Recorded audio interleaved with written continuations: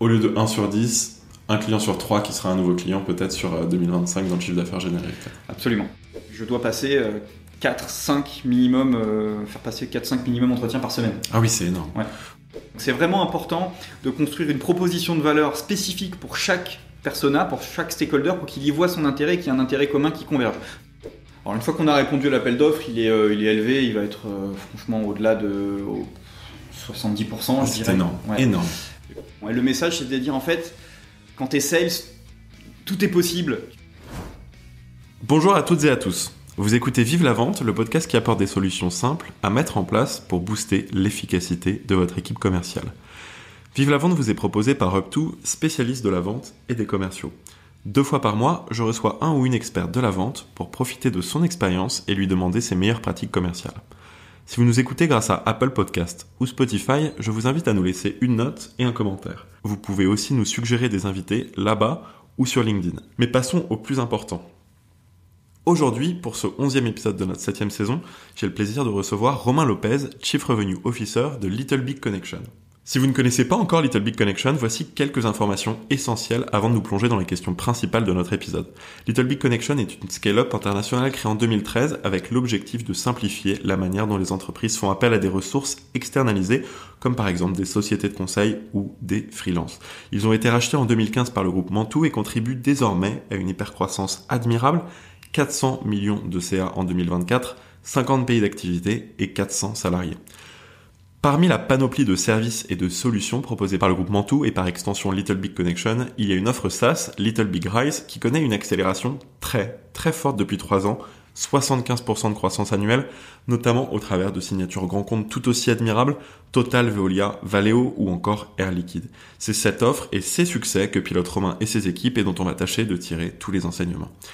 Alors, pour nous expliquer les stratégies, les méthodes et les secrets de vente derrière des résultats aussi inspirants, je vais poser à Romain les questions principales suivantes. Avec des cycles de vente longs et complexes, surtout pour les grands comptes comme ceux que je viens de citer, quelles méthodes avez-vous mises en place pour structurer ces cycles et éviter de perdre du temps aussi sur des deals potentiellement impossibles à conclure ? Pour convaincre des interlocuteurs parfois peu habitués à dépenser des budgets importants, comment aides-tu tes équipes à construire des business cases clairs et chiffrés capables de démontrer le ROI de vos solutions ? Troisième question enfin, dans un contexte d'hypercroissance où vous recrutez rapidement, comment recrutes-tu et formes-tu tes commerciaux pour qu'ils deviennent des intrapreneurs capables de gérer leur propre périmètre et de maximiser leur performance ? Voilà pour nos questions principales. Bonjour Romain, je suis ravi de te recevoir sur Vive la Vente. Comment vas-tu ? Comment va Little Big Connection, Little Big Rise ? Plutôt très bien, si on en croit les succès que je viens d'évoquer. Bonjour Paul-Étienne, merci beaucoup pour ton invitation. Je suis ravi d'être là et de pouvoir partager tout ça avec toi et les personnes qui nous écoutent. Je vais très bien, je commence l'année plein d'énergie, je crois comme toute l'équipe et puis aussi comme nos clients, puisqu'on mardi on était encore avec 15 clients pour définir un peu la roadmap et la suite le futur de notre produit pour l'année 2025. On a la chance, comparé à d'autres secteurs et même à d'autres boîtes de tech, d'être dans un marché en croissance. Ça vient aussi du fait qu'on est encore au début de l'histoire sur la niche que l'on propose, mais du coup la priorité pour 2025 c'est toujours de continuer d'être leader sur notre marché. On est vraiment leader en France, on l'est aussi sur certaines régions internationales, et la priorité donc c'est de continuer d'être leader et donc avec une forte stratégie d'acquisition puisque c'est une année charnière pour notre marché, pour Little Big, parce que les sociétés commencent vraiment à s'équiper de manière urgente de solutions comme la nôtre. Donc c'est le moment de montrer qu'on est les meilleurs pour les accompagner sur le long terme. Parfait, magnifique. On a déjà vos priorités pour cette année en début d'épisode. Ça va un petit peu mettre le cadre pour la suite de tes bonnes pratiques. À ton niveau, à ton échelle, dans ton scope, quelles sont toi tes priorités pour cette année 2025 ? Alors moi je vais avoir la priorité, on a beaucoup d'investissements qui se font sur le développement international effectivement, donc c'est vrai que on a l'objectif d'ouvrir 5 nouveaux pays. On est déjà présent, notre solution est déjà utilisée dans 50 pays, mais vraiment d'avoir des assises et vraiment avoir une position de leader sur le marché. Je partagerai pas forcément les pays, c'est encore confidentiel. Donc le développement international en est un, et également la partie upselling upselling est très importante pour nous, c'est-à-dire qu'on transite vers aussi un modèle de plus en plus standardisé. Les sociétés viennent nous voir et nous font confiance pour les accompagner versus dans le passé où il y avait plus de demandes qui étaient très spécifiques. Et donc là aujourd'hui c'est vraiment de convertir nos clients historiques vers ce nouveau modèle, les pousser à nous faire confiance et donc grandir avec eux, soit par l'international, soit sur de nouveaux périmètres sur lesquels ils ne nous utilisent pas forcément encore. Parfait, je pense que nos auditeurs ont la vision encore plus claire une fois qu'on aura commencé à parler un petit peu de votre proposition de valeur. Mais avant d'en arriver là, avant de commencer à disséquer aussi vos pratiques de vente et de profiter de tes conseils, on va faire une autre question classique et habituelle de cette émission. On va revenir sur ton parcours et je crois qu'en plus tu démarres très vite dans ce qu'on appelle l'intermédiation avec un projet assez ambitieux, mais je vais te laisser nous le raconter à travers cette question classique de ce podcast. Comment est-ce que tu es tombé dans la vente ? Alors moi je suis tombé dans la vente très vite en 2012, donc j'avais 20 ans, c'était mes premiers stages de césure. Par contre j'ai mis vachement de temps avant d'admettre que j'étais tombé dans la vente, c'est-à-dire que au départ moi ce qui m'attirait beaucoup c'était l'entrepreneuriat et les entrepreneurs, j'étais fasciné et donc ce premier stage en fait j'ai rencontré un entrepreneur qui montait une société effectivement d'intermédiation, je l'ai rencontré, il m'a expliqué son business, j'ai honnêtement rien compris à ce qu'il m'a expliqué, par contre j'ai été fasciné par la personne et le projet qu'il me proposait. Donc j'ai commencé avec lui, Stéphane Maigret, donc un serial entrepreneur. Et puis donc mon rôle c'était effectivement de travailler sur de l'intermédiation à ce moment-là. Donc le matin, je devais trouver des experts IT qui recherchaient des missions et les convaincre de me faire confiance. Et l'après-midi, je devais leur trouver des missions. Et donc finalement c'était vraiment la débrouille et ça a plutôt très bien fonctionné. Ensuite j'ai rejoint un autre entrepreneur qui s'appelle Georges Clinclet, qui avait pour le coup une société beaucoup plus grande, DGTEL, et qui crée une nouvelle marque, une nouvelle spin-off qui était en fait basée sur un partenariat qu'il avait obtenu avec Google. C'était un des premiers revendeurs Google des solutions Google Apps pour entreprises et Google Maps, vraiment au début du cloud et des offres cloud. C'était en quelle année Ça c'était en 2014-2015. Okay. J'étais en alternance dans cette entreprise-là. D'ailleurs, j'étais en master en entrepreneuriat à l'ESSEC, toujours le même fil rouge d'entrepreneuriat. Et puis après, je suis arrivé chez Intralinks, là une belle société américaine qui fait 400 millions de chiffre d'affaires, spécialisée sur des solutions cloud pour les transactions d'entreprise, donc les fusions-acquisitions, introduction en bourse, fonds d'investissement. Et même en arrivant là, j'assumais toujours pas mon côté commercial. J'ai commencé en tant que value engineer, ce qu'on appelle pre-sales. Donc je suis arrivé avec une casquette plutôt technique pour accompagner les commerciaux. Et au bout d'un an, on m'a bien fait comprendre que j'étais fait pour être sales. Et donc là, j'ai continué 7 ans dans cette entreprise où j'ai commencé sur du business développement, à développer des nouveaux secteurs d'activité, récupérer les plus gros comptes, faire du management. Et quand je suis parti en 2022, donc j'étais directeur de l'activité France d'Intralinks. Donc je suis parti pour rejoindre Little Big Connection. Et même chose qui m'a attiré, au-delà de l'entreprise et des gens formidables qui la composent, c'était le projet qu'on me proposait, qui était aussi un projet d'intrapreneuriat, puisque mon objectif c'est de développer Little Big Rise et de structurer toute la stratégie go-to-market de Little Big Rise. Quand tu es arrivé chez Little Big Rise, tu avais combien de personnes sous ton management et tu en as combien aujourd'hui, histoire d'avoir un peu une idée de l'évolution qui s'est passée en presque 3 ans maintenant? Absolument. Donc quand je suis arrivé, il y avait, on va dire, 2 commerciaux qui avaient pour mission de vendre Little Big Rise, mais sans vraiment de stratégie. Et puis d'ailleurs, ils devaient vendre aussi d'autres solutions. Ça faisait partie de leur portefeuille. Voilà, ça faisait partie du portefeuille. Donc je suis vraiment arrivé pour structurer cette équipe d'abord commerciale. Donc aujourd'hui, on a quelques recrutements qui se finalisent, mais on a une 15aine de personnes dans l'équipe commerciale en 2 ans. L'objectif pour moi, c'est vraiment de monter une structure de vente complexe, de vente SaaS, ce que ne faisait pas Little Big jusqu'à présent, parce que c'était plutôt de la vente transactionnelle. Donc aujourd'hui, on a un panorama de profils qui va couvrir l'ensemble de la chaîne de valeur. On va avoir des BDR qui vont faire de la prospection, surtout outbound, on est surtout sur de l'outbound. On va avoir des sales qui vont mener donc les cycles de vente complexes. On va avoir des value engineers, sales engineers qui vont accompagner sur tous les aspects techniques de la vente. Et puis de l'account management pour la partie upselling et transformation de nos clients existants.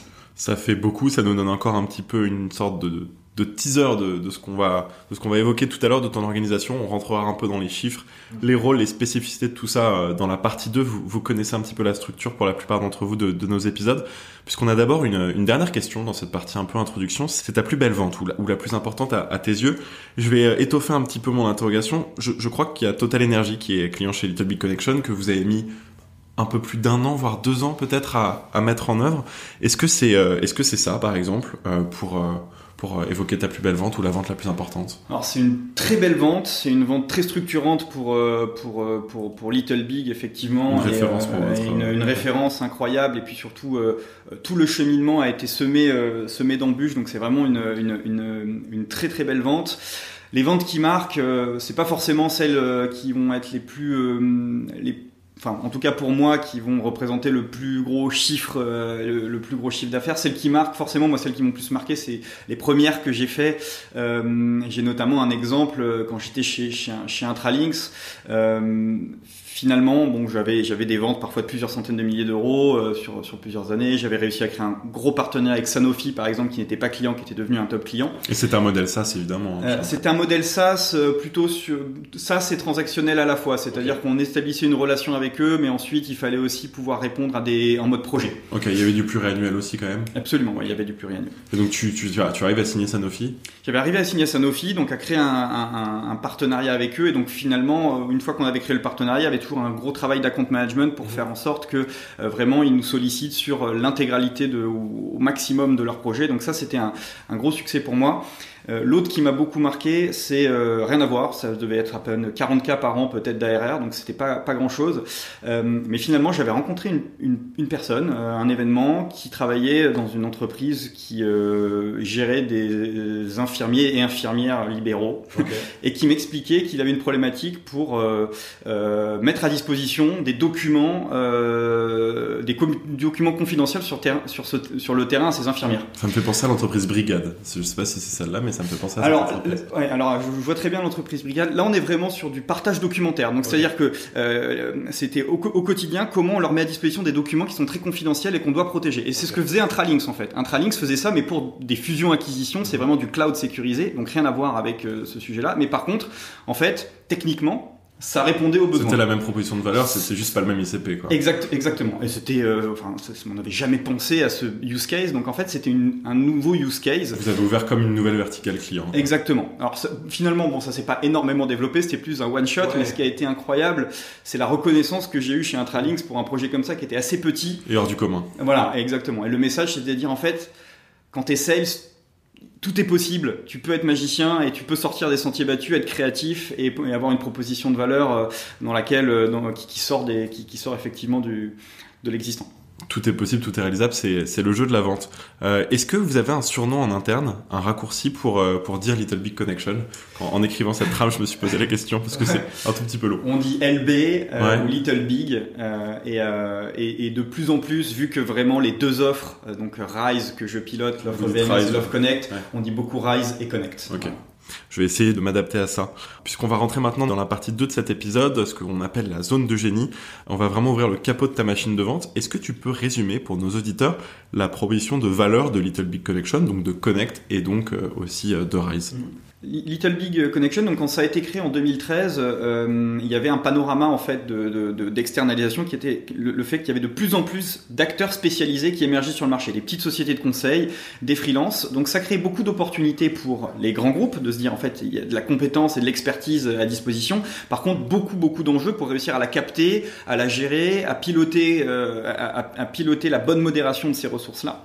Et donc c'est comme ça que Little Big a vraiment connu une hyper croissance en disant on va vous aider à capter tout ce qui sort en fait de votre ordinaire, ou tout ce qui sort des ressources, du 80% que vous gérez avec vos fournisseurs référencés ou vos fournisseurs habituels. Donc ça c'est l'offre Connect, c'est une offre marketplace. On vous met à disposition des experts auxquels vous pouvez pas avoir accès, avec lesquels vous aurez des difficultés à contractualiser, et pour répondre à un besoin précis à un instant T, on vous garantit la meilleure expertise au meilleur moment. Et au fur et à mesure, les clients qui nous ont fait confiance là-dessus nous ont dit « D'accord, vous nous aidez à gérer ce 20-15% qui sort en fait de notre standard. Par contre, aujourd'hui, on a vraiment des difficultés et un besoin de poser une stratégie sur comment on gère ces 80% et nos fournisseurs référencés, les fournisseurs les plus importants. » Donc, Little Big Rise, c'est vraiment la proposition de valeur, c'est de centraliser l'ensemble des partenaires externes officiels d'une entreprise pour les aider à mieux collaborer et être certains qu'ils répondent au mieux, le plus rapidement et de manière la plus compétitive à l'ensemble des besoins au quotidien, avec une vraie notion de pilotage. Et c'est pour suivre en fait leurs dépenses externalisées finalement. Exactement, c'est pour les suivre, les maîtriser, les optimiser et surtout permettre de diffuser une stratégie achat, une stratégie d'externalisation au sein de grands groupes. Parce qu'en fait, dans un grand groupe, n'importe qui a un budget ou qui a une casquette de management peut faire appel à une ressource externalisée. Et ça peut vite, on peut vite perdre l'intégralité du contrôle. Ça peut déborder, il faudra... Ok, donc c'est une histoire, comme tu l'as dit, vraiment d'essayer d'uniformiser un peu cette stratégie de dépenses externalisées, je comprends. Exactement. Est-ce que tu peux simplement un peu revenir pour nous sur des exemples pratiques? Quel genre de prestations est-ce que vous vendez en majorité? Je crois que tu m'avais dit que c'était en général lié à l'informatique. Quels sont les fameux 20% d'expertise spécialisée dont les grands groupes ont besoin en général? Bon, les grands groupes ont quand même beaucoup besoin du 80% de ressources. En fait, aujourd'hui, ce qui est externalisé, c'est pas forcément de la ressource de niche. On va se retrouver chez des grands comptes où plus de 50%, plus de 60% de ce qu'on appelle la workforce, donc les gens qui travaillent dans les départements effectivement beaucoup informatiques, digitaux, ou en fait tous les départements qui sont beaucoup en mode projet avec de la ressource externe. Donc en fait la ressource externe elle est partout, parfois il y a même plus d'externes que d'internes dans certaines entreprises. C'est très courant en fait maintenant de faire appel à cette intermédiation dans laquelle tu avais déjà commencé à construire ta carrière. Absolument. Ah oui. Et avec Little Big Rise, avec l'offre Rise, et donc plutôt ce côté, je crois qu'on peut dire l'acronyme comme ça, il est sorti, VMS, Vendor Management System, c'est ça? C'est ça, Vendor Management System. J'aurais un petit peu bégayé, mais ce sera coupé au montage, donc c'est parfait. Quelles sont les prestations que là vous gérez qui sont du coup plus décentralisées, plus automatiques? Effectivement, bon, il y a encore beaucoup d'informatique. C'est vrai que c'est un secteur qui a très très vite fait appel à l'intermédiation. Pourquoi? Parce que justement, on est beaucoup en mode projet. On a besoin de compétences spécifiques sur un temps donné, avec une expertise avancée. Donc, comme les technologies évoluent très vite, en fait, une compétence peut vite être obsolète. Donc, il faut s'assurer d'avoir les expertises, pas forcément les personnes. Ça peut être des groupes de personnes ou des expertises, mais vraiment à la pointe. Donc c'est beaucoup dans l'IT, le digital. Maintenant, on voit aussi beaucoup d'externalisation de fonctions support, RH, marketing, achat même, qui donc sont des experts proposés par des cabinets spécialisés qui viennent accompagner sur pareil des projets de transformation ou juste du quotidien. Et vous, votre business model sur le pricing, il fonctionne comment? Est-ce qu'il paye? Est-ce qu'il y a une cotisation mensuelle, annuelle? Est-ce qu'il y a aussi par exemple un petit pourcentage que vous prenez sur chaque transaction? Comment est-ce que vous êtes rentable? Alors sur Little Big Rise, on a vraiment une approche SaaS VMS, c'est-à-dire qu'on vient chez un client, on lui déploie une solution. Donc le modèle il est classique, il y a des engagements, la variable d'ajustement va être le volume de prestations qu'ils vont devoir gérer au travers de la plateforme, soit en nombre de missions, soit en valeur, en volume de prestations, ce qu'on appelle en spend, donc le nombre d'euros qui passent par la plateforme. On n'est pas du tout sur une logique de fee ou de markup qu'on va prendre sur la relation, puisqu'on vient vraiment avec une solution de gestion. C'est différent. Tout le monde paye le même abonnement. Alors après, ça va dépendre effectivement du volume, et il peut y avoir aussi certaines fonctionnalités supplémentaires qui peuvent être activées par un client ou non, sur lesquelles on va pouvoir apporter des différences. Ok, mais pas de fee sur les transactions en elles-mêmes finalement, c'est simplement une histoire de volume dans le quota d'abonnement dès le départ, quoi. Absolument. Okay. Le fee sur la transaction est plutôt sur l'offre Connect, où là on vient vraiment faire de l'intermédiation, donc on vient vraiment faire le matching entre une compétence et un besoin. Donc là on est un porteur d'affaires pour l'un et pour l'autre, et donc il y a une notion de fee. Donc c'est deux business models différents. Clair et net, ça nous donne de bonnes idées de next step. Maintenant, on va rentrer vraiment dans l'organisation commerciale que vous avez mis en place. Tu l'avais un petit peu creusé un petit peu avant dans cet épisode, et tu m'as aussi dit en préparation de cet épisode que tu avais donc une personne et demie, parce qu'ils n'étaient pas forcément complètement concentrés sur l'offre Rise quand tu es arrivé en février 2023. Donc 2 ans plus tard, comment se composent tes équipes? On a une équipe France, une équipe internationale. On va avoir sur le business, tout mélangé, sur le business développement aujourd'hui, on va avoir 2 personnes. Dans l'équipe vente France internationale et incluant les managers, on va plutôt avoir 6-7 personnes. Okay. D'accord. On a une deuxième personne qui nous rejoint sur la partie Value Engineer, donc on va avoir 2 personnes sur la partie Value Engineer, et on compose aussi l'équipe Account Management et Upselling. Donc pour l'instant, il y a une première personne qui nous a rejoint, et il y en aura sûrement une deuxième un peu plus tard. Donc ça, c'est pour l'équipe vente. Moi, dans mon périmètre, j'ai également les équipes après-vente, donc tout ce qui est Customer Success Manager, Professional Services, donc qui vont être là, Professional Services, pour mettre en place et configurer la solution une fois qu'on a été sélectionné par un client. C'est du Customer Success technique, quoi. Alors au départ, il y a du projet, projet d'accompagnement, change management, formation. Il y a une équipe aussi tech pour faire justement ce qu'on va appeler nous des interfaçages. En fait, on a une solution qui vraiment doit être intégrée au SI du client. Donc on a une équipe dédiée qui est dans mon périmètre. Et puis, donc ça c'est tout ce qu'on appelle build. C'est au moment où on a signé le client, c'est vraiment le projet de déploiement pour mettre en place la solution et que ça tourne. Et après on a une équipe Customer Success Manager qui pour le coup vient accompagner au quotidien les clients pour une amélioration continue, une bonne adoption de la solution sur le long terme, donc plutôt sur du run. Donc moi j'ai un périmètre à peu près de 35 personnes avec les recrutements qui sont en cours. C'est énorme. Ça commence à être. C'est en direct report que tu as 35 personnes? Non, je vais avoir des managers, donc des 2 managers au niveau de l'équipe commerciale, donc un qui s'occupe de la France, une qui s'occupe de l'international, et j'ai une personne qui va gérer les customer success et le professional services. Félicitations. Merci. Beau scope.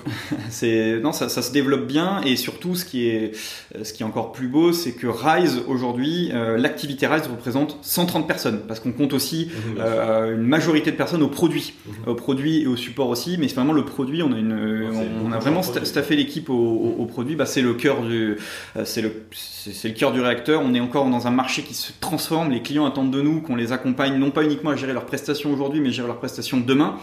La question que tu posais sur les différentes typologies de prestations, peut-être que demain il y a des nouveaux typologies de contrats qui vont sortir qu'on connaît pas. Il y a du offshore. Est-ce que je peux travailler avec une personne à l'étranger? Donc en fait le produit a besoin de répondre à des besoins présents, mais il y a aussi beaucoup de réflexions sur le futur et comment on accompagne nos clients dans leur stratégie d'externalisation. T'as dit qu'il allait avoir beaucoup je suis en train de prendre trop les devants sur l'épisode, mais je suis quand même trop curieux de poser la question maintenant. Et en plus, je sais pas si je l'ai mise pour après. T'as dit qu'il y avait beaucoup d'acquisitions qui étaient prévues cette année. Est-ce que tu peux nous donner un petit peu une idée du ratio newbies et versus upsell, cross-sell que vous faites chez vos clients existants? Ce qui est prévu pour l'année 2025. Prévu pour l'année 2025. En termes de croissance de revenus, il y en aura sûrement plus qui viendront de nos clients existants pour la simple et bonne raison qu'on a une temporalité de ramp-up assez importante chez nos clients. 2 ans et demi. Ouais, un an et demi, 2 ans. Ouais.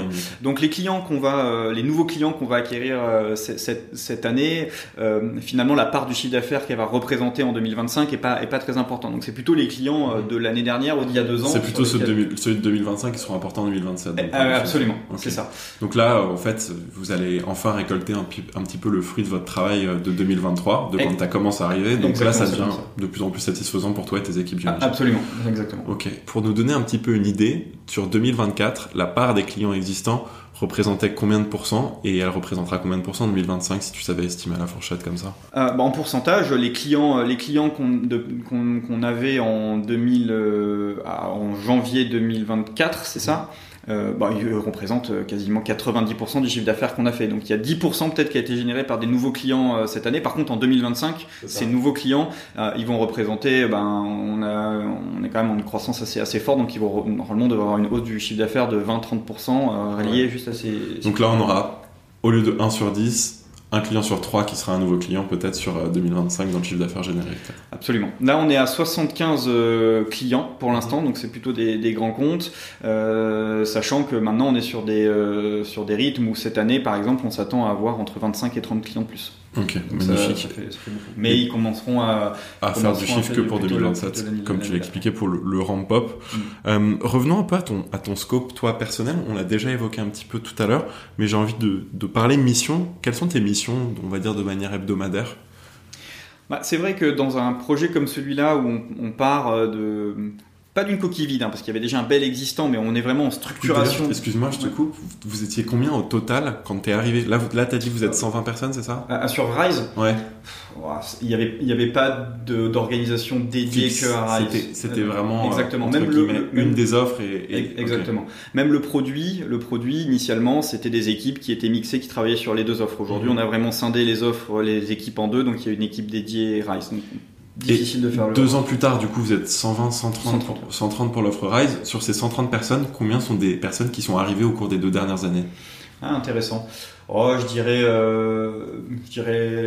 la moitié. Il y en a quand même beaucoup qui étaient déjà là et qui ont transité vers Rise. Vous aussi, vous avez ramp up en 2 ans aussi en force humaine. Et excuse-moi, je t'ai interrompu alors que tu nous évoquais justement tes missions.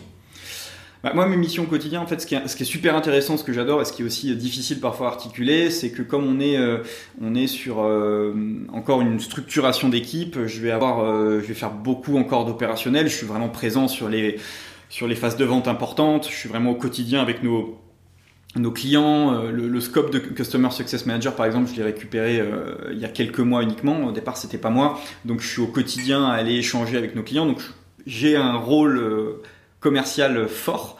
Et puis, bien entendu, sinon, mon rôle est beaucoup dans la partie management et management de manager. Donc, ça, c'est vraiment le plus important. On est vraiment dans un people business.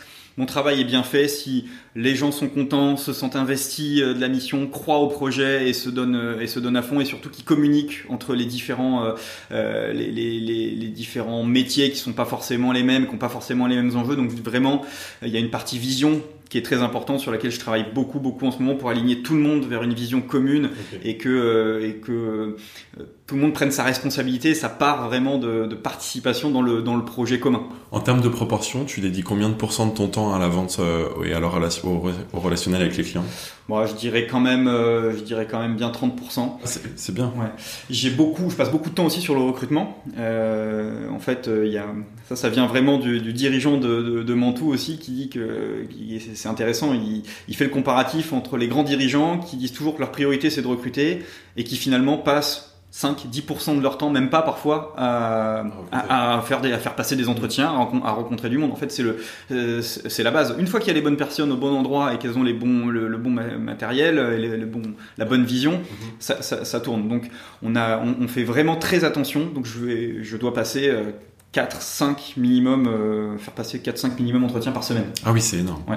On va en parler un petit peu après, comme ça on va recevoir tes meilleures pratiques sur le sujet également. Et autre sujet très important, donc sur les gros clients, c'est le moment de prendre un petit peu les enseignements de ce cycle de vente très long dont on a parlé, de ce ramp-up également. En moyenne, du coup pour y revenir, combien de temps prend le cycle de vente moyen chez vous? Là, on parle pas du ramp-up, on parle vraiment de l'approche. De la vente. Bon, on a signé un client récemment, on lui parlait avant que j'arrive depuis 2020, mais parce qu'il y a une notion vraiment de maturité du projet chez le client. Si on reste sur du standard et vraiment ce qu'on s'attend à voir plutôt maintenant, on va dire qu'il y a quand même entre le moment où donc on rencontre ce client, on commence à travailler pendant 1 an avec lui, à le défendre sur le business case, vraiment valider le ROI de la solution. Beaucoup de découvertes, aller aussi rencontrer des départements très différents, parce que si nos prescripteurs initiaux sont les acheteurs, si on passe que par les acheteurs, il y a un gros risque que in fine le reste de l'entreprise soit pas embarqué. Donc il y a 1 an de pré-travail pour valider le projet et valider que le client veuille partir sur du VMS. Et après, on n'y coupe pas, parce que comme nos clients sont des acheteurs, un processus de RFP, d'appel d'offres, donc on peut compter 6 mois de plus. Bien sûr. Donc en moyenne, on est vraiment sur 18 mois, quand une opportunité commence à se dire là il y a quelque chose qui sent bon, faut être patient et on peut se dire que déjà 18 mois c'est bien. Est-ce que tu peux nous dire quel est le taux de conversion que vous avez une fois que vous avez répondu à l'appel d'offres? Alors une fois qu'on a répondu à l'appel d'offres, il est élevé, il va être franchement au-delà de 70%. C'est énorme, énorme. Et vous avez combien de concurrents en moyenne sur les appels d'offres? Ça reste un marché de niche, on va être 4-5, mais en fait on a une position assez unique. À la fois on est historique, c'est nous qui avons vraiment aidé à transformer ce marché-là. Il n'y a pas que nous, mais par contre il y a que nous qui avons pris cette direction de grandir autant, d'être autant innovants. Évangélistes. Exactement. Il y a des solutions, on va dire, plus historiques, mais qui sont un peu moins développées, qui prennent un peu moins une dimension, par exemple internationale. Donc du coup pour des gros clients c'est important d'avoir une couverture globale. Et puis, pourquoi? Parce que vous étiez les premiers? Parce qu'aussi on y a mis les moyens. On a vraiment des concurrents qui étaient, je pense, même là avant nous. Alors j'étais même pas là moi encore, mais qui pour le coup se sont contentés de proposer une solution peut-être de moins s'adapter à ces nouvelles verticales éventuelles clients, de moins prendre le feedback sur le produit, de l'étoffer. Absolument, avec des ambitions qui sont aussi pas les mêmes. Il y a c'est des PME. Nous on a vraiment une volonté à adresser les gros comptes. C'est justement tout le sujet de mes questions. Et on a un peu pris les étapes principales là du cycle de vente, donc je crois. Les étapes principales. Avec l'appel d'offres, il y a d'abord l'approche, ensuite une fois que vous étiez confirmé sur la volonté d'installer un VMS, l'appel d'offres. qui peut prendre jusqu'à 6 mois, et ensuite le build, l'installation. Oui, absolument. Surtout dans la partie dans 1 an, ce qui va être très très important, c'est toute la partie discovery, comme je disais, qui est très très importante pour nous, parce que finalement, ce qui va pousser à l'appel d'offres, c'est de réussir à convaincre de l'aspect héroïste de la solution. Et c'est ça dont j'ai aussi très envie de parler avec toi, donc je continue d'accélérer un petit peu à force de faire de longues transitions, c'est aussi de ma faute. Qui sont vos premiers interlocuteurs ? Alors, les premiers interlocuteurs, généralement, c'est les acheteurs de prestations intellectuelles. C'est ceux qui, au quotidien, leur rôle et leur objectif, c'est de s'assurer qu'il y ait vraiment une stratégie achat et qu'il y ait une animation du panel de fournisseurs pour les pousser à être le plus réactif, de proposer les meilleures compétences et de ne pas les proposer à l'entreprise d'à côté et d'être compétitif sur les prix. Donc, c'est vraiment eux qui ont besoin d'être outillés à la base pour leur quotidien. Par contre, ensuite, la chaîne de décision va aller assez haut, en fait, au niveau vraiment C-level. Donc, il y a le Chief Procurement Officer forcément, le DSI la plupart du temps, le CFO et voir la direction juridique, parce que comme je disais tout à l'heure, il y a beaucoup d'aspects de conformité dans la gestion de la prestation, donc il faut le tampon de la direction juridique. De contractualisation. On parlait un petit peu de vos premiers interlocuteurs, et je crois que tu nous as aussi finalement dit qui étaient les décideurs, puisque c'était les mêmes. Il n'y a pas de différence là-dessus. Il y en a peut-être une avec, par contre, vos détracteurs courants de ce que vous pouvez proposer. Est-ce que là, ça change plutôt de profil type ? Alors, les détracteurs, ça va être tous ceux que j'ai cités qu'on n'a pas bien embarqué dans le projet. Okay. C'est-à-dire qu'en fait, la DSI, par exemple, ça peut être des promoteurs comme des détracteurs. Bien sûr. Si on va les voir, qu'on arrive à leur expliquer l'avantage pour eux et leur intérêt, ils vont bien entendu être promoteurs parce qu'il y a des gros intérêts pour eux. Par contre, si on se contente aux achats et qu'on apparaît comme une solution qui est poussée par les achats pour venir contrôler les dépenses de la DSI, là, on va avoir des détracteurs. Donc, c'est vraiment important de construire une proposition de valeur spécifique pour chaque persona, pour chaque stakeholder, pour qu'il y voit son intérêt et qu'il y ait un intérêt commun qui converge. Parce que parfois, c'est des départements qui sont plutôt en conflit qu'en collaboration. Et on a même, qui vient de se rajouter dans la boucle, les fournisseurs. Parce que notre solution, elle sert à gérer les fournisseurs du client.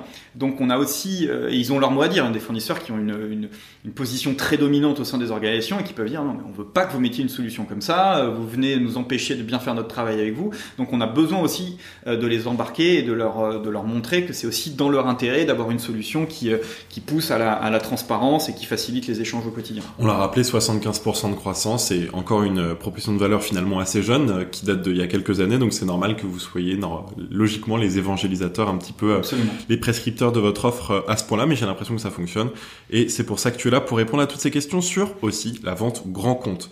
On a commencé à bien explorer, plus qu'effleurer ce sujet et en plus on l'a déjà abordé dans ce podcast ou tout simplement chez Up2 à travers nos différents contenus, formations, etc. Mais il y a toujours, j'ai l'impression, un facteur assez important à prendre en compte. C'est ce qu'on a déjà finalement assez évoqué dans le podcast. Pas se lancer dans une vente longue qu'on a des très fortes chances de perdre.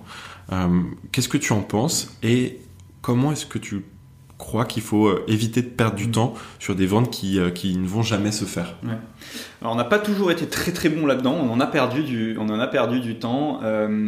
En fait, la difficulté dans notre marché aussi, c'est que comme il y a un gros travail de création de business case justement, parfois on a le sentiment qu'on arrive et que tous les signaux sont au rouge, mais en fait la vente peut aboutir. Donc en fait moi, j'ai mis en place une méthodologie de go-no-go, bien entendu, avec des pondérations qui me vient de mes précédentes expériences, des pondérations, des critères qui nous permettent. Vous avez quoi comme critères? Médic, Bante, Medpic? Alors ça, c'est vraiment les méthodologies effectivement de discovery et de comment on catégorise une opportunité effectivement. Et au-delà du go-no-go, sur le go-no-go, on va avoir des critères qui vont être entre la valeur de la proposition et les installations qu'ils ont déjà faites. Qu'est-ce qui ont été déjà fait, les références qu'on a sur ce marché-là, enfin on a un mapping aussi des contacts avec une note pour chaque contact, justement lui est plus promoteur, neutre, détracteur. Donc on essaye de théoriser ça au maximum pour prendre des décisions éclairées. Maintenant on a plutôt tendance à aller sur le go encore parce que justement le marché s'équipe et donc c'est le moment de prendre des parts de marché. Donc de le connaître aussi. Voilà.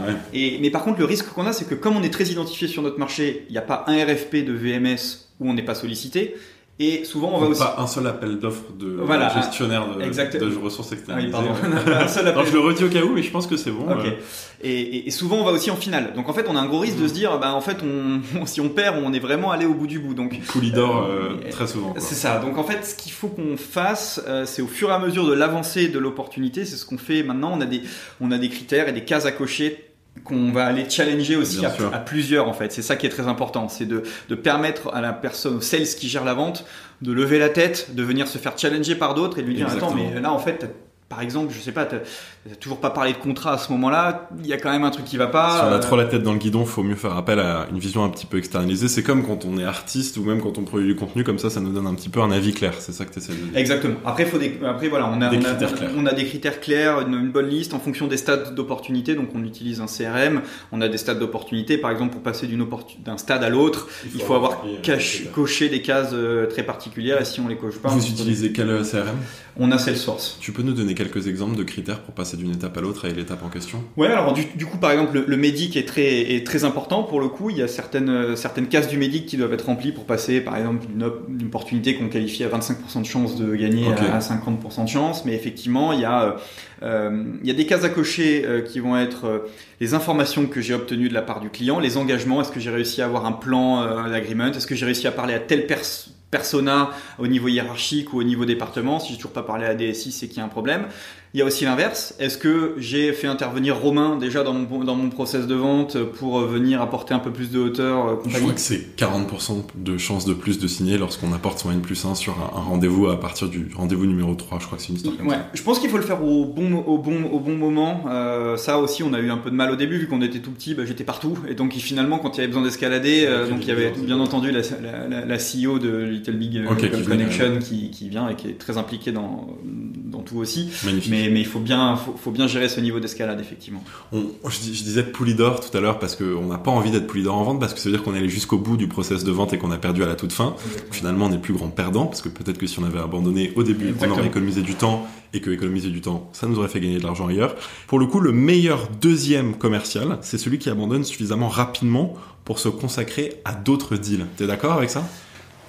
C'est sûr que justement il y a cette prise de hauteur et cette prise de recul, elle est primordiale. Il faut savoir s'auto-challenger. Alors je pense qu'il y a vraiment besoin d'aide, il y a vraiment besoin de le faire à plusieurs. Mais en tout cas, j'ai vraiment cette conviction-là. C'est pour ça qu'il y a vraiment du management de proximité. Mais oui, il faut savoir aussi sentir les signaux faibles. On peut le faire avec certains critères et autres, mais c'est aussi de l'instinct. L'instinct peut être challengé, bien entendu.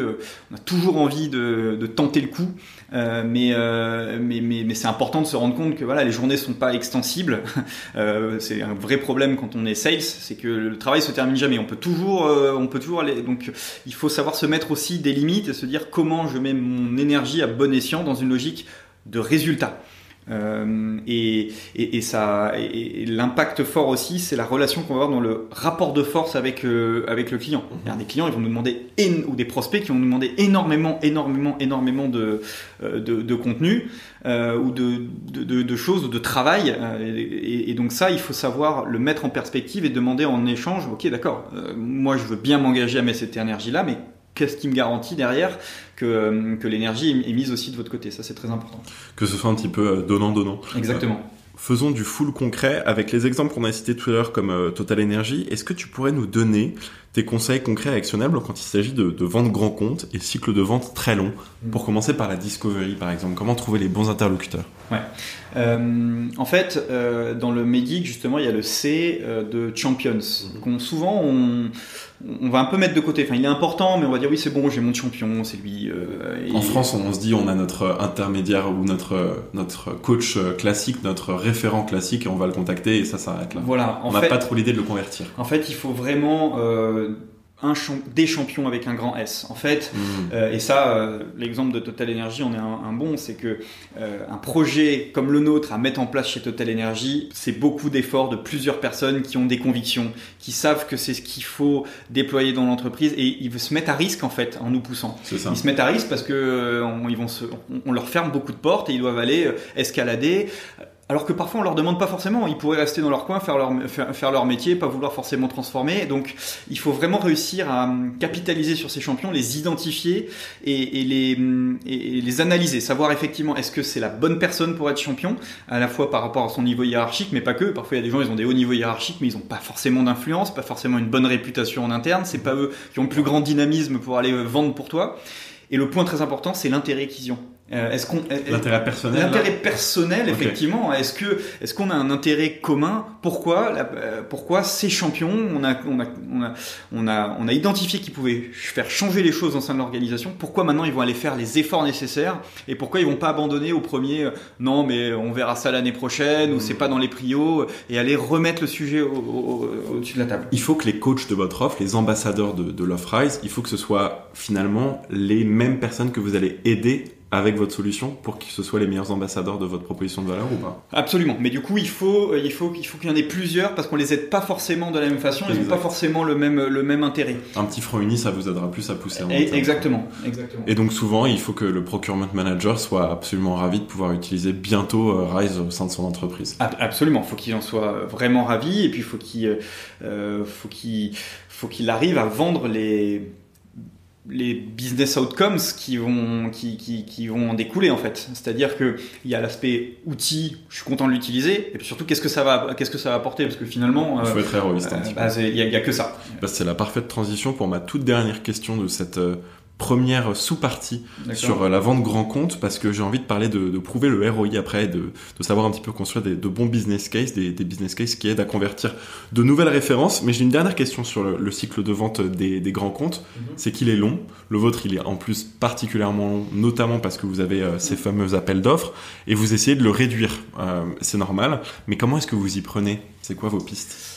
Alors, effectivement, notre approche initiale, elle est quand même très bottom-up. Ce qu'on disait tout à l'heure, d'abord, on va commencer par la personne qui a envie d'utiliser la solution, et puis on va remonter la chaîne. Et dans les grands comptes, c'est très très compliqué. Donc, le premier point, c'est effectivement de trouver des raccourcis. Et d'ailleurs, le champion doit nous aider à trouver des raccourcis. Bien sûr. Un interlocuteur qui dit non, mais arrêtez de contacter à droite, à gauche, laissez-moi centraliser, ça va plutôt être un bloqueur. Et donc, finalement, ça veut dire est-ce qu'il a vraiment envie de nous pousser? Non, il veut dans le critère du go no go. Voilà, exactement. Donc il faut vraiment pouvoir s'étendre, avoir très rapidement accès à des décideurs pour justement pouvoir que le besoin devienne une priorité parce que le business outcome est validé, que ça rentre dans la stratégie. Typiquement, voilà, on a des économies à faire. Bah oui, ça va nous aider dans nos économies. Donc quand on arrive à avoir accès à des C-level, des personnes du COMEX, on a un discours qui est très différent du discours quotidien. Ça va t'aider dans ton quotidien, mais plutôt voilà ce que ça va apporter en général à l'entreprise. Et ça, pour les convaincre aussi, faut qu'on ait aussi des sponsors chez d'autres clients, qu'on arrive à les faire se rencontrer. Ah, t'as mis ça en place, qu'est-ce que ça a amené, t'es content. Donc il y a vraiment cet aspect vraiment communauté très importante de clients à souder. C'est pour ça qu'on les fait se rencontrer beaucoup pour rassurer en fait les clients et se dire ok, faut y aller, c'est un projet qui vaut le coup. Donc ça, c'est vraiment comment on arrive bon, c'est très accélérateur pour le coup de prise de décision, donc c'est très important. Et après, il y a trouver le compelling event. Compelling event, c'est-à-dire pourquoi la solution, elle doit être maintenant et pas après. Le compelling event, littéralement, ça veut dire l'événement engageant. Voilà, l'événement engageant. Mais c'est le point de déclenchement en fait, c'est plutôt. Exactement. Mais par exemple, je mets en place une solution comme la nôtre. Pourquoi je la mettrai plus aujourd'hui que l'année prochaine, ou pourquoi plus là que le mois d'après. Et donc ça, faut qu'on arrive à identifier avec le client les grandes phases de transformation. Si on arrive au même moment bien que tu es en train de créer un nouveau référencement de fournisseurs par exemple, ou tu as un projet de renégociation, ou alors tu as plein de missions à renouveler et tu sais que ça va être très compliqué à renouveler, c'est le moment où on se met d'accord, on se dit il faut absolument que la solution elle se live à ce moment-là, sinon on perd 6 mois, c'est dommage. Bien sûr, c'est à la fin de son bail qu'on s'interroge sur le fait de déménager. Exactement. Ok, très clair. On va maintenant parler un peu plus du ROI, c'est un sujet qui me passionne et donc j'avais hâte de discuter avec toi. Alors, on va creuser ce sujet et pour ma prochaine et première question de cette seconde sous-partie, je vais reprendre quelque chose qu'on a effleuré en parlant des personnels tout à l'heure mais qui vient de notre préparation d'épisode, c'est une petite citation.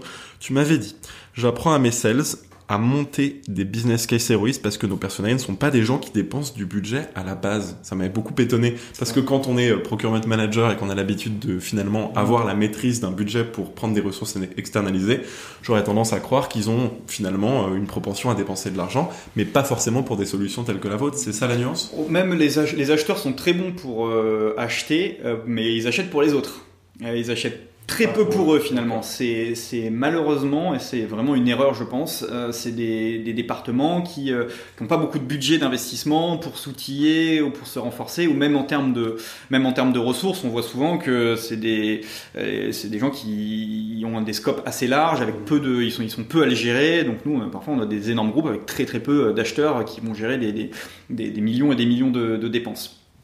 Donc faut absolument qu'on les aide là-dessus, et donc leur prio, ça va bien entendu. Un acheteur, il est là pour faire des économies, pas que, mais c'est quand même ce qui est attendu de la direction. Donc s'il dépense, il faut que ce soit héroïste. Okay. Et donc on travaille vraiment de fond avec eux.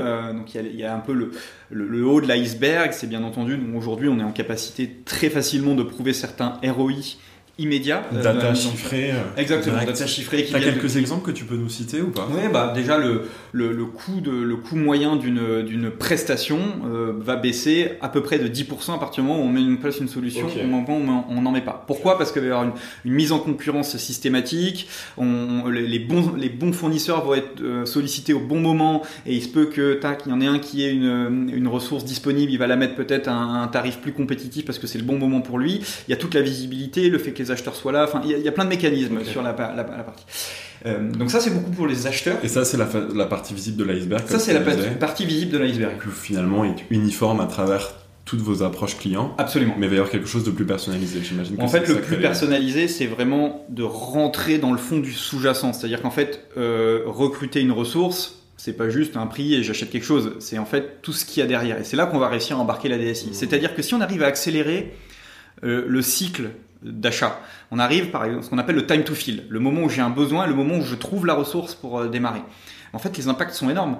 Une ressource qui démarre une semaine avant, c'est peut-être un projet qui démarre une semaine avant. S'il démarre une semaine après, il y a peut-être 5 autres ressources qui sont là, mais qui peuvent pas démarrer parce qu'il manque la bonne ressource. Et le RP qui est censé être déployé, il va être en retard. Parce qu'il faut bien se dire que pour la plupart des prestations, ça peut coûter des milliers d'euros par jour. À ouais, alors la moyenne, c'est à peu près 600, 700, mais ça peut monter à plusieurs. Donc une semaine de perdu, c'est déjà trop, quoi. Exactement. Et puis même une semaine de perdu, c'est des projets. Donc finalement, l'impact, si c'est des ressources qui sont là pour mettre en place un ERP, c'est pas juste le prix, si le ERP il est pas là derrière, en fait, ça impacte tout le monde. Tout le monde. Et aussi, c'est un marché très concurrentiel.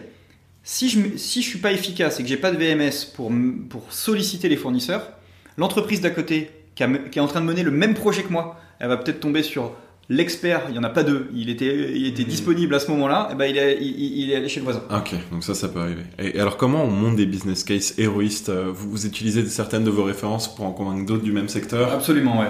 On a des méthodes de calcul. L'important, c'est ça permet aussi d'embarquer, de s'assurer justement qu'on travaille pas pour rien. C'est que ça demande pour monter des business cases d'avoir accès à beaucoup d'informations sur le prospect. Donc à partir du moment où il nous partage cette information, on sent qu'il y a un certain engagement. Exactement. Ça fait partie de ces fameux critères. Voilà, sur ses volumes de dépenses, ses difficultés, ses objectifs sur l'année. Et donc effectivement, ensuite, rien n'est mieux qu'un autre client qui a connu des succès pour les pousser. Et afin de les transformer en ambassadeurs de votre offre, de les convaincre que dans leur scope personnel, votre outil va être un apporteur de changement, que ce soit down to top ou top down entre le procurement manager, CFO, CEO. Est-ce que vous utilisez des business cases en fonction du personnel et pas forcément en fonction du prospect, donc de l'entreprise? Est-ce que vous utilisez des business cases vraiment en fonction de la personne que vous adressez? Donc là, je citais quelques exemples. On a les deux. C'est important pour la personne, pour se dire, voilà, vous, en fait, ça va changer quoi pour vous, quoi. Ouais, exactement. Ouais. Quels sont vos objectifs à vous et quelle autre persona a réussi à remplir le même objectif? Et après, c'est quand même très important de le contextualiser dans le secteur du client, parce que la sous-traitance et l'externalisation, elle va être assez différente d'un secteur à l'autre. Et la prestation intellectuelle, elle va représenter beaucoup. Ce qu'on appelle la prestation intellectuelle, c'est donc la sous-traitance. Il y a des secteurs où elle est très très importante, d'autres où c'est un peu moins important. C'est des profils différents. Ça peut être de l'ingénierie aussi. Donc il faut quand même contextualiser avec des clients qui sont assez similaires. Mais comme nos clients sont assez variés en termes de secteur, on arrive toujours à avoir un portfolio suffisant pour trouver des exemples. Est-ce qu'il y a eu une réflexion autour du fait d'éventuellement proposer une démo gratuite Ou est-ce que c'est Une démo gratuite ? Ouais, par exemple, 1 mois, 2 mois pour apprendre. Ou c'est peut-être des projets trop ambitieux, c'est pas comme prendre un abonnement Spotify, ça marche pas comme ça. Non, on le fait beaucoup. Alors, au-delà de la démo, effectivement, ça fait partie du process de vente. Et d'ailleurs, on essaye pas d'y aller trop tôt sur la démo vraiment faite par le commercial ou le value engineer. On le fait de le faire après avoir bien compris le besoin, mais quand même pas trop tard. Il faut que ce soit concret au bout d'un moment. Je comprends. Par contre, sur les tests, oui, c'est des choses qu'on propose. Alors, effectivement, c'est pas open bar. Il faut qu'on ait certains engagements, qu'on ait bien défini en fait les critères de succès. Qu'est-ce qu'on attend de cette démo-là, de ce sandbox qu'on appelle ce test, et qu'est-ce qui à la fin, quelle sera la décision, et qu'on se mette d'accord dès le départ objectivement. Ok, ça, si c'est validé, on part ou on part pas. Donc on essaye de bien engager.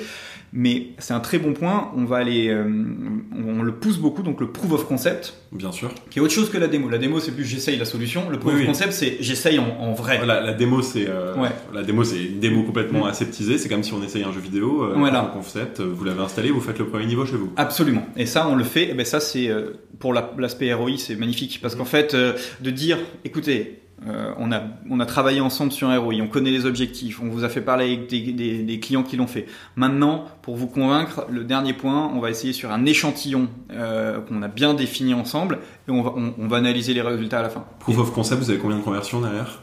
Franchement, proof of concept, on en a eu un qui a pas converti. Donc c'est 98% de conversion. Et c'est parce qu'on l'avait mal qualifié au départ et que finalement, justement, ces critères de choix, on n'avait pas bien, et finalement le sujet était pas mature. Ça vous coûte combien de déployer un POC aujourd'hui ? Franchement, ça va. Donc c'est les ressources. On y met quand même beaucoup de moyens en fait, parce que en fait sur un POC, c'est à la fois du build, du run. Donc on va avoir les équipes de déploiement qui vont faire la config. On va avoir aussi les équipes commerciales qui sont à fond. Même les équipes déploiement vont être limite plus à fond. Vous êtes très avancé dans le cycle de vente quand même. Ouais, donc il faut être très très avancé. Donc effectivement, il faut l'utiliser avec parcimonie. Il faut vraiment qu'il y ait encore une fois un commitment des deux côtés, parce que surtout l'énergie des équipes déploiement, et puis il y a une pression supplémentaire pour l'équipe déploiement. Une équipe déploiement qui a pas forcément une vocation très commerciale, une fois qu'elles sont dans le projet, que le truc est signé, elles sont très à l'aise, elles maîtrisent leur sujet. Quand derrière il y a le sales qui leur dit si ça se passe pas bien, tu casses mon deal. Tu me fais perdre un deal. Exactement. Donc il faut bien le gérer. D'ailleurs, je voulais te demander, c'est quoi la valeur, si tu as le droit de me répondre à cette question, c'est quoi le panier moyen en ARR chez un client pour vous aujourd'hui ? Moyen, c'est assez difficile parce que vraiment d'une grande entreprise à une toute petite, c'est différent puisque c'est vraiment le volume de prestations qui va varier. Mais médiane, une médiane, on va dire qu'un très très gros client bien ramp up, bien onboardé, ça va aller jusqu'à 500 000 euros d'ARR. Ah oui, c'est génial. Ouais, okay, mais ça c'est vraiment le best scénario. Ça peut encore aller plus loin parce que si on intègre plus de types de prestations, mais ça c'est vraiment le volume sur aujourd'hui ce qu'on peut attendre. Si vous apportez du Connect ou etc. Non, que Rise. Que Rise, ok. Merveilleux. Et après, ça va démarrer, allez, on va dire à 40-50 000 euros par an. Ok. Ça donne envie de creuser comment est-ce qu'on fait une bonne démo avec toi, mais ça fait déjà 1h05 qu'on a commencé l'enregistrement sans montage, donc il faut que je sois raisonnable pour que je passe à mes prochaines questions. Mais n'hésitez pas, chers auditeurs, si vous souhaitez entendre Romain nous parler un peu plus de démo et de proof of concept, ça pourrait être le sujet d'un webinar par exemple ou d'un autre entretien. Si tu devais conseiller des boîtes qui ont... là, on va essayer d'appliquer un peu tes conseils héroïstes sur d'autres scopes, d'autres secteurs. Si tu devais donc conseiller des boîtes qui ont moins d'une dizaine de commerciaux, une cinquantaine de collaborateurs, sur la bonne manière de prouver le ROI de leur proposition de valeur, tu commencerais par quoi ? Est-ce qu'on reste sur cette fameuse chose de d'abord avoir ce concept du ROI pour le prospect, ensuite d'avoir un ROI personnalisable en fonction de ses coachs, de ses détracteurs, en fonction de ses référents d'offres. Qu'est-ce que tu conseillerais ? Déjà, si tu as une dizaine de commerciaux et 50 collaborateurs, c'est que tu as déjà des clients et que en plus tu as des clients qui sont normalement des clients privilégiés parce que tu restes dans une taille assez petite finalement, donc normalement tu arrives à avoir des vrais ambassadeurs. Donc je dirais vraiment, c'est ça qu'il faut pousser au maximum, c'est la parole du client, elle est vraiment sacrée. Transformer vos clients en partenaires. Exactement, pousser à un échange, organiser un événement pour les faire se rencontrer, pour que vraiment la parole du commercial derrière elle soit crédible. Ça me fait penser, est-ce que je te coupe pas ? Ça me fait penser à quelque chose. Il y a 2 process super pour utiliser ces clients existants afin d'en signer de nouveaux, le referral et la recommandation. Est-ce que parfois vos clients futurs veulent appeler vos clients existants comme si c'était des références ? Toujours. Okay. Toujours, ça fait partie dans les processus d'appel d'offres. Exactement comme un recrutement, c'est marrant. C'est quasiment obligatoire. Okay. Et d'ailleurs, ça fait partie de notre critère. Quand on voit qu'on se dit, on approche de la prise de décision, il n'y a pas eu de prise de référence, il y a de fortes chances qu'on ait perdu et que et donc c'est des choses importantes qu'on regarde. Oui, très intéressant. Surtout dans notre marché à nous, encore une fois, où c'est encore assez nouveau. Donc c'est un vrai projet qui peut, s'il n'est pas bien mené, ça peut être un échec si on met pas bien en place un VMS. Donc ils ont besoin d'être assurés de se renseigner sur ce que fait le marché. Ouais. Très clair. Tu avais également utilisé une expression que j'avais bien aimée. Il faut vendre ce qu'on a, tout simplement. Tu peux revenir là-dessus. Ça, c'est comme ça que j'avais écrit la question, vous l'aurez compris dans mon entretien. Mais ça me fait penser que moi, j'ai souvent vendu des choses qu'on n'avait pas encore quand j'étais commercial. Mais c'est quelque chose qu'on fait, j'imagine, plus dans la vente transactionnelle, plus dans la vente B2C et qu'on devrait faire le moins possible. Pourquoi ? Est-ce que tu peux nous dire, toi, comment est-ce que tu fais justement attention à ces fausses promesses-là, à la relation sur le long terme finalement ? En fait, alors ce qu'on a, et en fait, il ne faut pas vendre juste ce qu'on a, il faut vendre bien entendu une vision, une méthodo, une équipe, un projet, pas juste le produit aujourd'hui, parce qu'on s'engage sur du long terme, donc il faut embarquer le client. Par contre, ce qui est vrai, c'est qu'il faut avoir confiance en soi et en ses convictions. Si un client nous demande quelque chose qu'on n'a pas, faut plutôt se dire, en fait, si on l'a pas, c'est pas pour rien, parce que on fait bien notre métier, on a des équipes qui sont au quotidien en train de parler avec le marché, et du coup, on investit, on prend les bonnes décisions. Et donc, si un client arrive avec beaucoup d'assurance à dire c'est ça qu'il me faut, voilà la solution qu'il me faut. Si c'est la solution qu'il te faut et que c'est pas ce qu'on propose, tu peux aller la développer toi. Nous, ce qu'on te propose aujourd'hui, c'est de bénéficier de notre expertise. C'est plutôt d'analyser quels vont être tes objectifs et comment on va t'aider à l'atteindre, parce que là, on a des moyens de le faire. Mais il faut vraiment sortir de l'aspect fonctionnel. Souvent, c'est est-ce que vous faites ci, est-ce que votre plateforme permet de faire ça ? Non, et c'est pas prévu non plus. Mais je vais vous expliquer pourquoi. Je vais vous expliquer par contre ce qu'on vous propose à la base. Donc c'est vraiment ça. Et ça, c'est aussi par expérience. À la base, Little Big, quand on a commencé, on a fait beaucoup de spécifiques. On a développé des choses pour des clients spécifiquement. Et en fait, on s'en retrouve avec des fonctionnalités qui ont pris beaucoup d'investissement, qui sont utilisées par personne d'autre, qui peuvent parfois alourdir la solution. Donc aujourd'hui, il faut on sait où on va. Et il faut que le client ait envie d'y aller avec nous et de nous faire confiance, tout simplement. Oui, je pense que c'est aussi une marque de confiance de finalement dire « Ah non, on peut pas », alors que de faire croire qu'on est capable de tout faire. Absolument. C'est pas super simple au départ. On a des clients qui sont très assertifs, mais il faut qu'on le soit aussi. Et surtout, pour l'être, encore une fois, il faut avoir confiance en soi, en son produit, en son équipe, parce que on va dans le bon sens. Ça n'empêche pas de prendre des insights et de faire évoluer la solution en fonction. Ça, on le fait, bien entendu. Vous avez 60 personnes ou 50 personnes dans l'équipe produit. Exactement. Mais il y a 2 jours, on était avec 15 clients. L'objectif, c'était de les faire travailler sur des workshops, des ateliers qui étaient vachement bien faits, pour obtenir leur insight sur comment on va intégrer l'intelligence artificielle sur de nouvelles phases du produit. C'était du pain béni, c'est faire bosser pendant 12 mois, ça. Exactement de la même manière que moi je demande aux gens de mettre des commentaires sur Apple Podcast et Spotify s'ils ont des retours, mais n'hésitez pas à me les mettre également sur LinkedIn.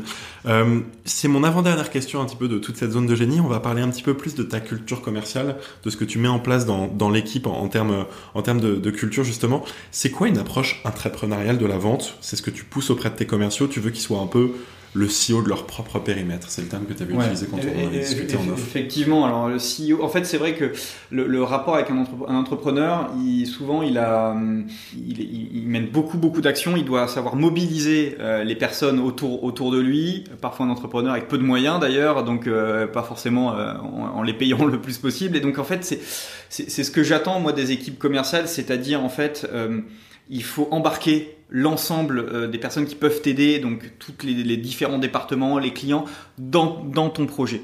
On a un code en fait chez Little Big avec certaines valeurs principales. Il y en a une qui s'appelle Own Your Stage, c'est-à-dire tout le monde doit être responsable, prendre ses responsabilités. Tu viens sur le pont, finalement. Exactement. Je veux pas entendre là, en fait, c'était pas à moi de le faire, donc c'est lui qui l'a fait. Et encore moins quand on est sales. Quand on est sales, on peut pas dire c'est le produit qui est pas bon, ils ont pas écouté. Non, si tu arrives à embarquer les personnes avec toi, ça va fonctionner. Donc vraiment prise de responsabilité.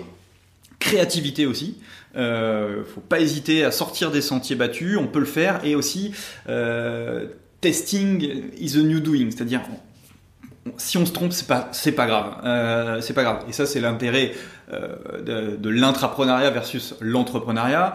Et c'est mon cas.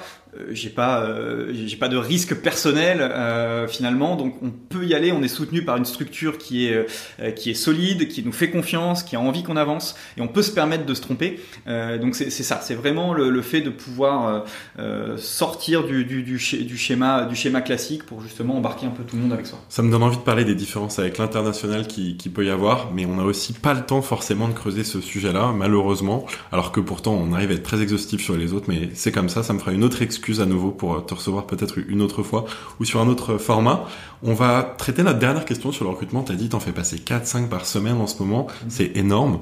Enfin, il faut quand même réaliser que ça fait une vingtaine par mois globalement. Quelles sont tes méthodes pour identifier les talents qui ont le potentiel de performer dans la vente complexe et les cycles de vente longs, et quels sont les critères ou même les qualités en fait que tu recherches en priorité chez les candidats que tu vois aujourd'hui? C'est génial parce que s'il y a des gens qui t'écoutes et qui veulent aller chez Little Big, là tu vas leur donner plein de tips. Mais ils seront allés jusque-là. Et c'est une qualité en soi. Avec grand plaisir. Non, aussi, ça reprend beaucoup ce qu'on vient de dire, c'est-à-dire qu'on a besoin de sentir cet esprit intrapreneur, envie de faire bouger les lignes, envie de s'engager sur effectivement de soi.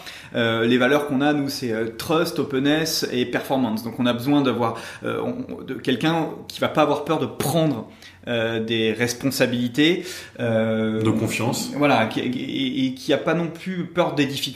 Et ça, je l'ai aussi beaucoup fait évoluer au départ. Quand je suis arrivé, il y a eu quelques entretiens où forcément, quand on veut recruter, on est aussi en séduction. Et parfois, en fait, aujourd'hui, notre marché et ce qu'on vend, c'est pas facile. C'est des cycles de vente qui sont longs, c'est des clients qui sont compliqués. Et donc ça, faut être totalement transparent. Tu vends ce que tu as. Exactement, totalement transparent. Et de sentir si le candidat, en fait, quand tu lui parles de ses difficultés, soit il a des étoiles dans les yeux et il voit la montagne et il se dit super rando là, on va s'éclater, ou alors il la voit et il se dit oh là là, comment je vais faire pour la monter. À ce moment-là c'est pas la peine. Okay. Donc c'est vraiment ça le critère principal, c'est vraiment de sentir que la personne, elle va être embarquée dans le projet, elle voit dans ce challenge là vraiment une excitation qui est forte. Et puis après, en fonction des profils, bien entendu, il y a des critères plus objectifs et des skills plus techniques, hein. Mais c'est vraiment ça dont on a besoin et qui est un peu le lien chez toutes les personnes qu'on a dans l'équipe aujourd'hui. Magnifique, je vais improviser une petite question pour continuer de parler recrutement parce que bon, c'est peut-être de ma faute, j'allonge toujours notre durée d'enregistrement. Est-ce que tu as des bonnes questions des bonnes questions entre guillemets barrage en entretien, par exemple c'est quoi la pire journée que vous ayez passée au travail, tu vois, ce genre de questions qui peuvent un petit peu changer de l'ordre établi quelles sont vos meilleures qualités ou vos pires défauts, qu'est-ce que les gens disent de vous, qui peuvent un petit peu... J'aime bien alors plutôt poser justement qui m'explique quelque chose dont ils sont fiers. J'aime bien en fait creuser un vrai sujet dont ils sont fiers. Tu demandes l'année précédente ou n'importe quelle expérience? Non, et pas forcément professionnelle d'ailleurs. Quelque chose sur lequel justement on va sentir que la personne... elle s'est épanouie en faisant ça, et du coup on va pouvoir analyser pourquoi elle s'est épanouie. Si elle s'est épanouie parce qu'elle a réussi à embarquer du monde, elle a réussi justement à grimper sur une difficulté qui était énorme et à réussir, moi ça va beaucoup me parler. Donc ça je le pose. Et toi t'arrives en quel rendez-vous, N3 Ça dépend. Non, soit 2, parfois 1 sur des profils plutôt de management, ou 3. Et tu chasses toi-même ou pas du tout ça pour le coup? Parce que je vois encore des managers qui chassent eux-mêmes. Ça m'arrive effectivement quand de passer un peu de temps sur LinkedIn, de contacter des personnes, je veux le faire. Et à partir de combien d'entretiens vous recevez les gens en présentiel? Alors ça dépend, minimum E2 normalement, ça c'est certain. Ça arrive pour le premier. Minimum 2 fois minimum O2, rendez-vous 2. O2. Okay. Donc nous on a au minimum 3 entretiens quoi qu'il arrive, avec des choses à faire. Ça arrive d'avoir que 3 entretiens même? Ça arrive d'avoir que 3 entretiens, mais donc tout ce qui est certain, c'est qu'il faut rencontrer la personne en présentiel. Lui faire voir les bureaux, moi je trouve. Ouais, la séduction va dans les deux côtés. Oui, et puis voilà, et puis le feeling physique.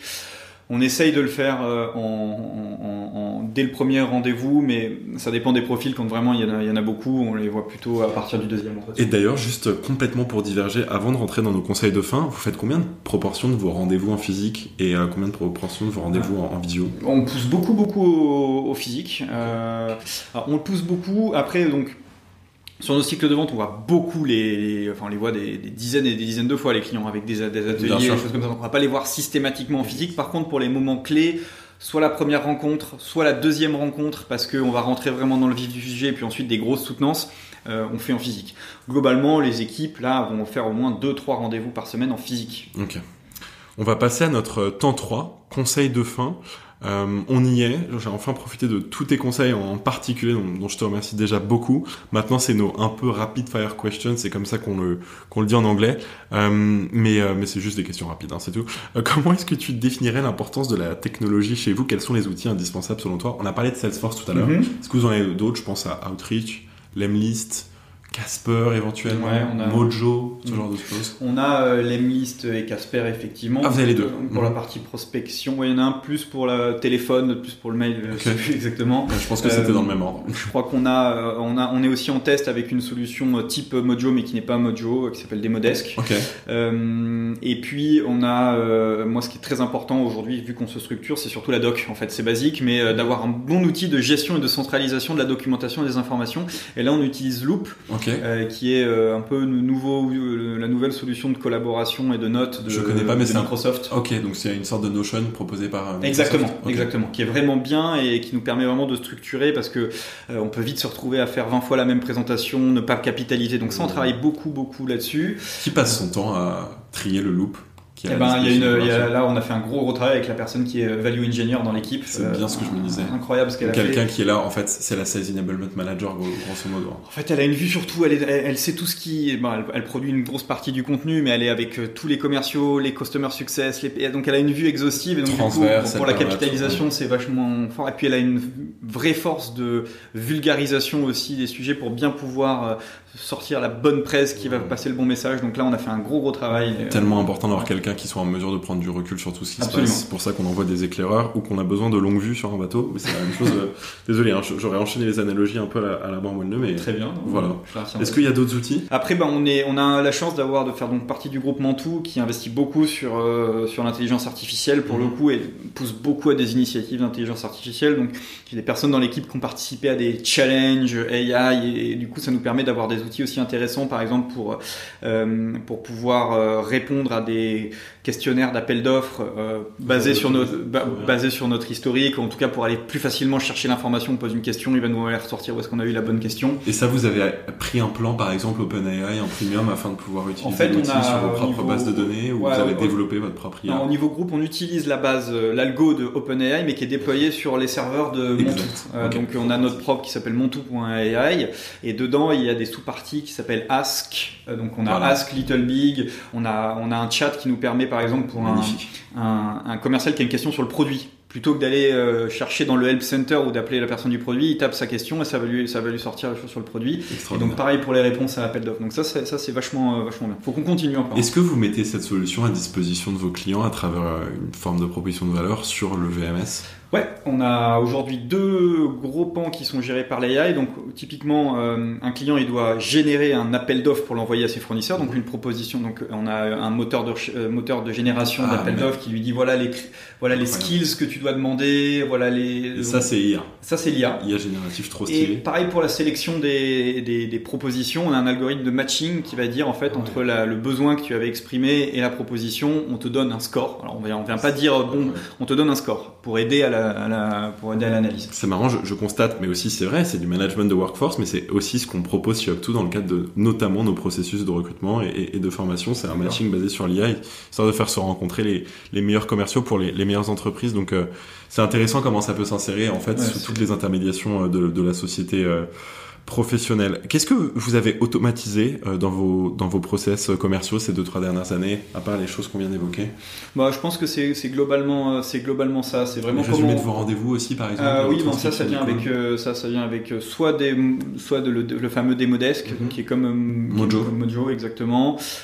Et après, bien entendu, il y a un réflexe immédiat d'aller sur le fameux Mantou.ai pour mettre ses notes, pour structurer. On a des templates, donc on a automatisé effectivement effectivement tout ça. Et puis après, on a aussi processisé, par exemple, on parlait des proof of concept tout à l'heure.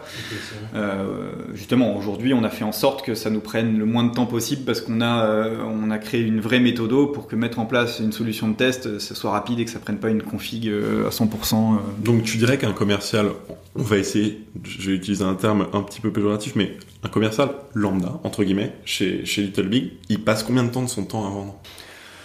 Alors jamais assez, je trouve. On dit que c'est 2/3 en moyenne. 2/3 à vendre. C'est bien. Ça dépend ce qu'on appelle à vendre. Moi, je trouve qu'on a encore un problème de génération, de production de contenu. On a des clients qui nous demandent beaucoup trop de production de contenu, on y passe beaucoup de temps, donc ça, on voudrait le réduire. Mais oui, par contre, je me fais vraiment un mot d'ordre pour que, bien entendu, il faut qu'ils aient leur Salesforce qui soit à jour, leur pipe et tout, mais on reste quand même dans la priorité, c'est d'être sur le terrain et c'est de vendre. Donc, les 2/3 largement. Quand il fait du contenu pour un client, il est quand même en train de vendre, donc ça, faut qu'on le réduise. Par contre, on fait en sorte de limiter au maximum la réunionnite. On se fait un meeting quand même par semaine, mais qui vraiment avec des vrais objectifs. On n'est pas juste là pour se parler. Et puis l'aspect admin, gestion du pipe et tout, on reste dans quelque chose où il faut qu'on ait une bonne vue, il faut que ça aide en fait au quotidien pour se poser les bonnes questions, mais pas du reporting pour du reporting. Clair et net. Là, on passe vraiment dans la partie conseils, les conseils de fin. C'est quoi le meilleur conseil qu'on t'ait donné, que ce soit même dans ta vie professionnelle ou personnelle ? Alors, c'est peut-être pas le meilleur, mais celui qui me vient, et pour le coup, je l'avais pris un peu à la rigolade quand on me l'a donné, et maintenant je me rends compte qu'il est vraiment prépondérant. C'était le CEO d'Intralinks qui avait donné ça lors d'une conférence. Il avait dit, alors c'est très à l'américaine, il a dit « Always trade, never concede ». Ça veut dire toujours en fait s'entraîner, ne jamais céder. Non, c'est surtout demander une contrepartie. En fait, ne jamais donner. Okay, faut toujours que ce soit en donnant. Alors, je l'applique pas forcément dans ma vraie vie ni au travail avec mes collègues, mais par contre dans une phase de vente, en fait, toujours se poser la question de si moi je fournis cet effort, qu'est-ce que j'attends comme engagement en face. C'est pas forcément ce que tu disais un peu avant. Exactement. C'est vraiment pour éviter de subir en fait, de subir son process de vente et de toujours être ok, on avance. Je sais où je veux aller, on va y aller ensemble avec le client. Pour y aller, il faut que moi je fournisse des efforts, mais il faut aussi que lui, il en fournisse. Donc Always Trade, Never Concede, celle-ci, à la base, elle fait un peu marchand, on va dire, mais finalement, dans une philosophie, elle est intéressante à tout regarder pour avoir un rapport qui est sain entre un prospect et un commercial et pas ouais, on négocie toujours mieux quand chacune des deux parties investit le même temps, a la même chose à perdre entre guillemets. C'est ça, se traite d'égal à égal. Exactement. Ça peut-être qu'on peut s'investir plus, mais au moins est-ce qu'en face j'ai l'engagement que j'attends? Si je sens qu'en face c'est une coquille vide, c'est pas bon. Si tu reviens 10 ans en arrière, qu'est-ce que tu dirais aujourd'hui au commercial que tu étais quand tu as commencé dans la vente? Je dirais que qu'il a beaucoup de chance, et maintenant je m'en rends vraiment compte quand je citais au départ les premières expériences que j'ai eues, et quand je me revois, j'avais 20 ans, je sortais de nulle part, j'avais jamais travaillé, je faisais très jeune, et en fait on m'a fait confiance et on m'a vraiment donné des fortes responsabilités pour cet âge-là et que j'ai vraiment adoré, et donc ça je le garde toujours en tête, déjà parce que je suis reconnaissant, et deux, je me rends compte maintenant aujourd'hui que c'est pas si simple de donner sa confiance comme ça. On a toujours tendance à dire finalement il avait pas assez d'expérience, je sais pas trop si ça va fitter. En fait, vraiment faire confiance à la jeunesse, à la personne en quelque sorte, et vraiment sortir du l'expérience qu'il a, qu'est-ce qu'il a fait, parce que on peut se priver de bonnes opportunités. Donc j'ai eu quand même beaucoup de chance. J'en suis arrivé là aussi parce qu'on m'a fait confiance. Alors que finalement, parfois je me dis est-ce que moi je l'aurais fait. Canon, je trouve que ton esprit il est assez optimistique, et je pense que ça se voit aussi dans ton approche plus intrapreneuriale dont on avait parlé de la culture commerciale que tu veux mettre en place dans tes propres équipes. Finalement, cette autonomie prépondérante est très importante pour vos process. C'est la dernière question, est-ce que tu as des références culturelles comme des livres ou même des œuvres audiovisuelles à recommander aux directeurs commerciaux qui nous écoutent? Alors, je suis pas un grand fan des biographies d'Elon Musk, par exemple. Ouais, moi non plus. Pas trop mon truc. Par contre, pour le coup, il y a un bouquin dans ce style un peu business, livre business. Développement professionnel. Voilà, développement professionnel que j'ai trouvé pas mal. C'était la 25e heure, pour le coup. J'ai trouvé bien parce que c'est assez concret, c'est facilement applicable, c'est moins de la théorie bullshit, mais on peut vraiment appliquer. C'est très actionnable. Voilà, exactement. J'ai appliqué des choses. Tu l'as lu en entier? Ouais, je l'ai lu en entier. Quand ça? Il y a un petit avant de commencer chez Little Big. Avant Little Big. Il y a plus de 2 ans. Ouais. Et tu l'utilises encore. Il y a des grands principes de la 25. J'aime bien le fait de toujours essayer de la manière de prioriser. Enfin après c'est perso. Moi j'avais vraiment du mal à prioriser dans le sens où j'avais des journées extensibles, donc je pouvais me dire je ferai ça ce soir à 23h en fait. Non, en fait c'est se mettre une rigueur, réussir à rentrer vraiment le principal dans la journée pour garder une bonne hygiène quand même.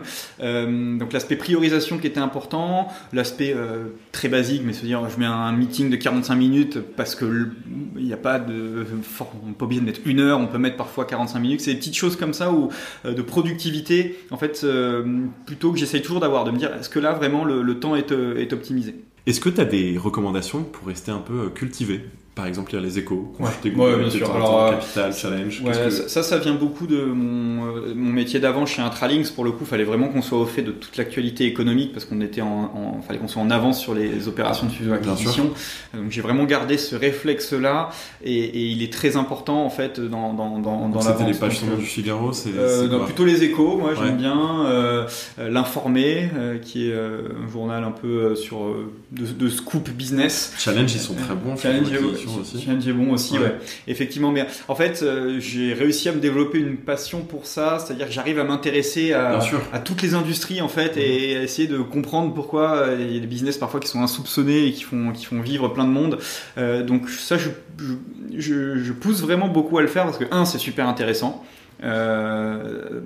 Au quotidien, n'importe où on va réussir à avoir un sujet de discussion avec quelqu'un parce qu'il va nous parler de ce qu'il fait et puis ça va nous parler quoi. On va faire une référence exactement et puis ça aide beaucoup à se mettre aussi dans les quand on est commercial on parle de grands comptes mais moi j'ai jamais travaillé dans une grande organisation en fait finalement donc il faut connaître un peu comme elle marche. Exactement. Pourquoi il y a du SBF 120, pourquoi il y a du CAC 40, quelles sont les différences, etc. Donc moi ça je le fais beaucoup. Ok, je te suis. Merci beaucoup pour toutes tes réponses. C'était génial d'avoir à la fois le point de vue un peu macro sur pourquoi est-ce que votre proposition de valeur existe, parce que ça veut en dire beaucoup aussi sur les besoins des gens qu'on essaie de convaincre aujourd'hui, sur l'intermédiation, l'externalisation, la digitalisation aussi de votre offre. Et puis merci énormément aussi pour bien sûr tes réponses sur la vente grand compte, réduire le cycle de vente, essayer de joindre les meilleurs interlocuteurs, de les transformer en ambassadeur de son offre. Les exemples de ROI aussi et de business case, j'espère, seront très utiles à nos auditeurs. Mais on y est, c'est enfin la fin de notre épisode. Donc merci à toi Romain pour toutes tes réponses. Et je te dis peut-être à bientôt. J'espère, merci beaucoup. J'ai beaucoup apprécié l'exercice. C'est toujours un plaisir de pouvoir parler de ce qu'on fait tous les jours quand on aime son métier. Donc merci pour cette opportunité. Et ça se sent que tu aimes ton métier. Et nous, on a appris à aimer en tout cas les conseils qu'on a pu en tirer. Donc merci à toi. Merci à vous d'avoir écouté cet épisode jusqu'au bout. Si vous êtes sur Apple Podcast ou Spotify, je vous invite à nous mettre un avis, une note. On les lit tous, on y répond tous, même si vous avez des questions sur Spotify, donc n'hésitez pas. Je terminerai avec notre slogan et aussi le nom de ce podcast, Vive la vente, et à dans 2 semaines pour notre prochain épisode. À bientôt.